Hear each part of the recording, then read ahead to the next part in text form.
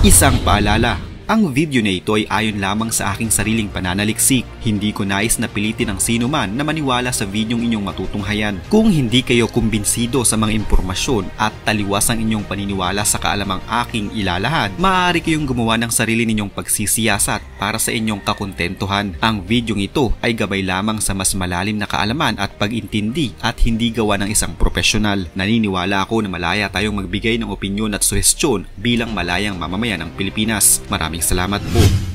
Usong-uso sa Pilipinas ang mga billboards na kung saan ipinangangalandakan ng maraming mga artista at modelo ang kanilang mukha, katawan at karisma, kasama syempre ang kanilang produkto o serbisyong iniendorso. Maraming mga motorista at pasahero ang tiyak na mapapalingon sa mga higanting billboard na nakaimprenta ang mukha at katawan ng mga sikat na personalidad sa Pilipinas man o sa abroad. Kadalasan ng mga tao na inilalagay dito ay mga hinahangaan dahil sa husay sa isang bagay o sa kanilang trabaho o propesyon. Pero sa nangyayaring kaguluhan ngayon sa pagitan ng Hamas at ng Israel, bakit nga ba isinasabit ngayon na parang mga billboards ang mga naglalakihang larawan ng ilang mga lider na kalaban ng Israel sa mga bansang kasapi ng NATO? Ang Houthi na ngayon ay maituturing na public enemy number 1 ng Israel at ng bansang Estados Unidos ay patuloy pa rin sa kanilang ginagawang pag-atake sa Red Sea at tila hindi na nagpapaawat dahil kahit ang mga sibilyang barko ay kanila na ring inaatake. Sa kanilang ginagawang pag-atake na ito ay mas umiinit pa ngayon ang tensyon sa Red Sea at sinabi pa ng rebelding grupong ito na wala silang palalampasin kahit na isang barkong dadaan o papasok sa Red Sea. Dahil dito ay mas pinalakas pa ng Estados Unidos kasama ang iba pang mga bansang kaalyado nito ang kanilang pagbabantay at pag-atake upang masiguro ang kaligtasan ng mga barkong daraan at papasok sa naturang bahaging iyon ng karagatan. Ang Houthi na taon-taon ay pinagmamalaki nila ang kanilang mga military achievements ay naglunsad na naman ng isang parada noong nakarang Setyembre lamang na kung saan proud nilang ipinakita ang kanilang mga bagong missiles at mga drones na kanilang gagamitin sa pakikipaglaban sa kahit na anong bansa. Sa kanilang video maririnig ang mga salitang kamatayan sa Israel at kamatayan sa Amerika habang inilolaunch nila ang kanilang mga drones at missiles sa atmosfera.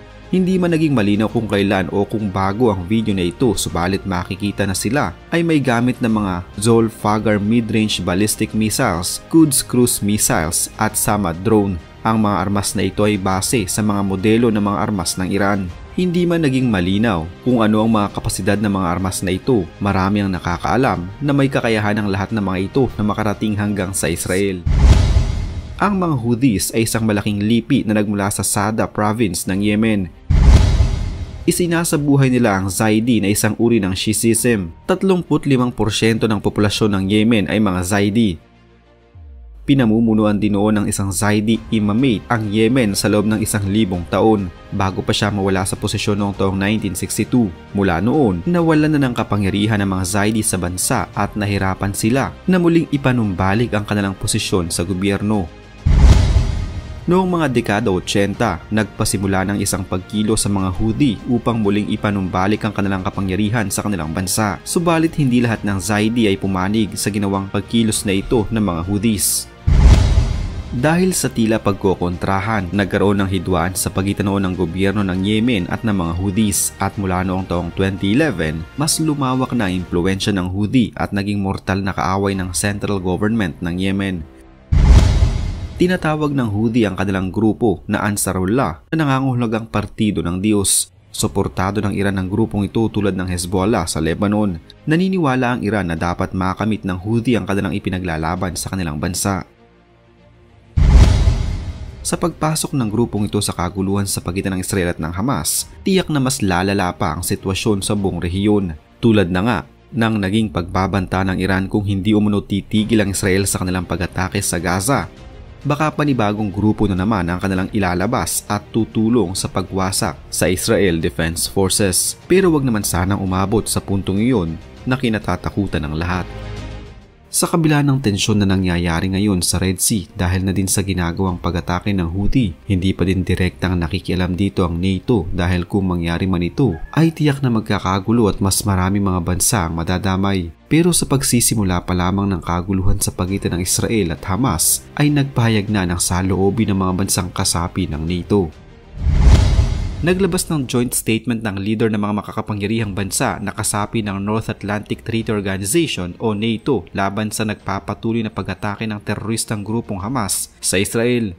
Binubuo ito ng mga leader ng United States, Germany, Britain, France at Italy batay sa nilalaman ng naturang pahayag. Nakasaad dito na mananatiling alay at kaibigan ng Israel ang mga naturang bansa at susuportahan ng pamahalaan ng Israel sa pagdepensa nito sa kanyang sarili.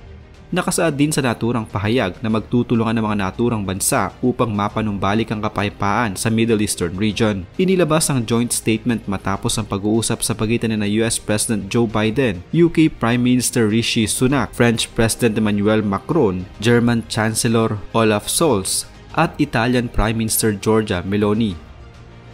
Subalit ang ilang mga bansa na kasapi ng NATO ay hindi naman naglabas ng kanilang mga saloobin at hindi nagsalita kung sinong bansa o aling panig ang kanilang pinapanigan. Kaya naman naglalabasan ngayon ang mga balita na ang ilang mga Muslim countries na kasapi ng NATO ay sa Hamas at Houthi pumapanig.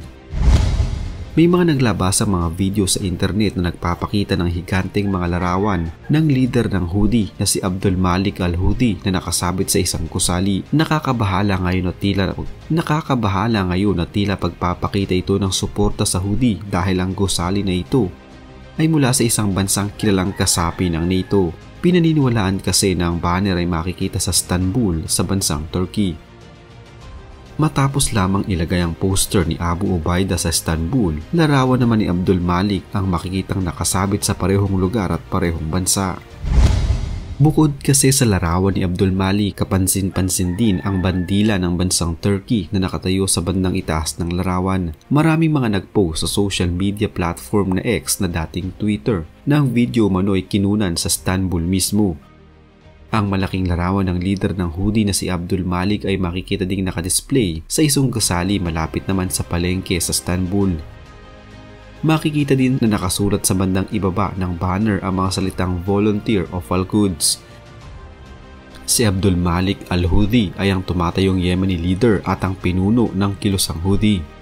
Noong Nobyembre ng nakaraang taon lamang, ang higanteng banner naman ni Abu Ubaidah ang nakasabit sa parehong lugar na kung saan nasa taas din ito ang isang watawat ng bansang Turkey. Al-Qassam is our pride, yan naman ang mga katagang nakasulat sa banner ni Abu Ubaidah. Matatandaan na ang bansang Turkey kasapi din sa alyansa ng NATO at hindi din pabor sa ginagawang pag-atake ng puwersa ng Israel sa Gaza. Sa katunayan ay nakipagkita ang presidente ng Iran na si Ebrahim Raisi sa ilang opisyal ng Turkey sa Istanbul upang pag-usapan ngayon ang nagaganap na kaguluhan sa Gaza. Nakipag-usap si Iranian President Ebrahim Raisi kay Turkish President Recep Tayyip Erdogan sa Ankara. Ang Iran ay ang kasalukuyang puwersa sa likod ng Hamas, Hezbollah at Houthi na silang nakikipagsagupan ngayon sa Israel, Estados Unidos at iba pang mga bansang kasapi nito. Ngayon ay tila humihingi ng saklolo ang Iran sa Turkey na kilalang kasapi ng NATO, bunsod pa din ang nangyayaring kaguluhan. Ayon pa kay Raisi, mahalaga umano sa panahon ngayon na himukin ng mga bansa na putulin nila ang kanilang ugnayang pangkalakalan sa Israel. Naniniwala si Raisi na ang mga Palestinians sa Gaza ay nanalo na dahil sa pakikidigma nila nang nasa mahigit 100 araw na. شریان‌های حیاتی رژیم صهیونیستی و روابط سیاسی و اقتصادی مؤثر باشه در جهت وادار کردن رژیم صهیونیستی به پایان این همه ظلم‌ها و جنایت‌ها. معتقدیم که در این عرصه که این سازمان‌ها هیچ کار ازشون نمیاد، حتما میتونه محدودسازی ارتباط با رژیم صهیونیستی مؤثر باشه. این رو ما تردید نداریم که رژیم صهیونیستی باید اقداماتی بشه که برای این رژیم و ظلم‌های او بازدارندگی داشته باشه.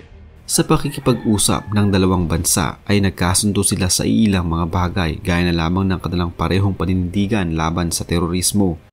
Görüşmelerimizde İsrail'in Gazze'ye yönelik insanlık dışı saldırılarının bir an önce son bulması, adil ve kalıcı barışın tesisine yönelik ivedi adımlar atılması ihtiyacını ele aldık. Filistin'in haklı davasına desteğimizi tekrarladık ve bu konudaki işbirliğimizi devam ettirme kararlılığımızı tazeledik. Ang Pangulo ng Turkey ay naniniwala na mas may karapatan ng mga Palestinians sa Jerusalem at sa buong Gaza Strip. Inihalin tulad din niya si Israeli Prime Minister Benjamin Netanyahu bilang makabagong Adolf Hitler. Totoo nga kayang nagtatraidor ang bansang Turkey sa samahang NATO? Ano kaya ang masasabi ng NATO sa mga pahayag na ito ng Pangulo ng Turkey at sa mga larawan ng mga lider ng kanilang kalaban na nakabandera ngayon sa Istanbul sa bansang Turkey?